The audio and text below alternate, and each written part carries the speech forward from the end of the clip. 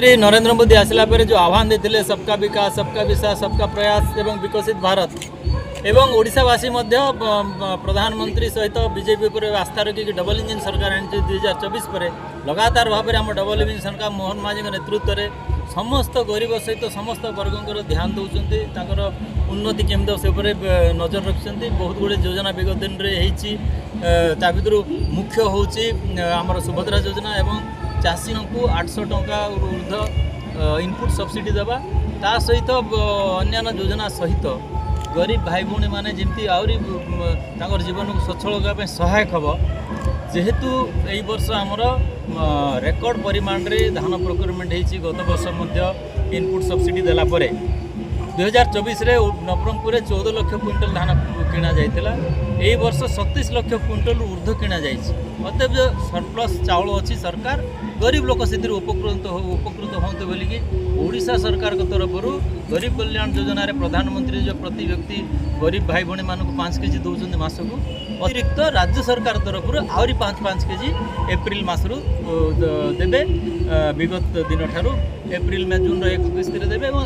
आगामी अंततः वर्षे पर्यंत योजना चलो गरीब भाई भौणी मैंने उपकृत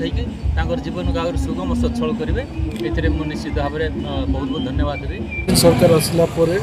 ओडिशा दौड़ार लगी सबु क्षेत्र में ओडिशा मुख्यमंत्री अन्नपूर्णा योजना एप्रिल पहलू माने गत मास आगु आसंता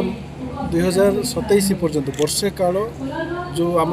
केंद्र सरकार को 5 किलो दौलू बर्तमान 10 किलो दिहब डबल पाइबे डबल इंजिन समय आउ नवरंगपुर जिले में अग्राधिकार परिवार जो माने बेनिफिशियरी अच्छा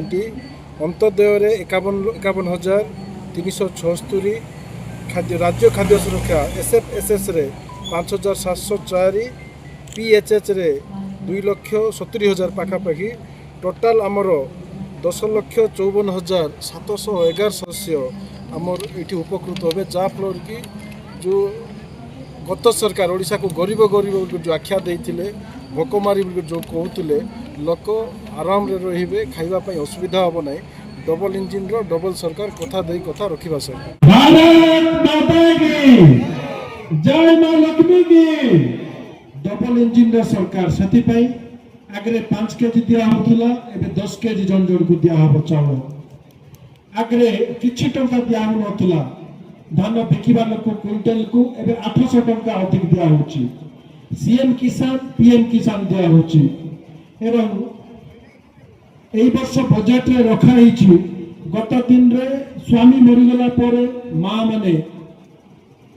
भत्तारु वंचित होतले 60 वर्ष होला पर पेंशन रु भत्तारु वंचित होतले एबे 6 लाख पेंशन दशहरा सुधा 6 लाख पेंशन समस्त को दिया जीव एबे अंततः गृह योजना रे गत दिन रे आमे बिजू आवास योजना रे पंचायत को 2-3 आसुला मुष्टिमेय लोक माने ताकू नहीं जाउतले एबे जे पाइबा पई योग्य जे अभाव असुविधा अच्छे जे विधवा करी घरे अच्छे जे घरे खाइबा काजे नहीं रहबा काजे छात नहीं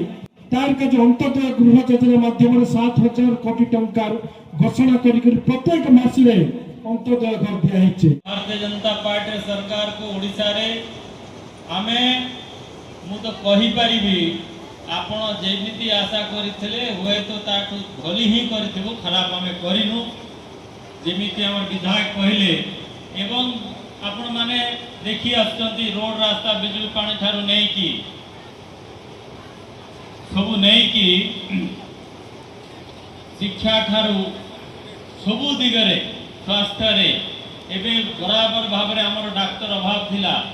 बराबर भाव रे डाक्टर पोस्टिंग होची स्पेशलिस्ट मान को अभाव थिला से पोस्टिंग होते मेडिकल कॉलेज कथा जेंति कहले मेडिकल कॉलेज हेची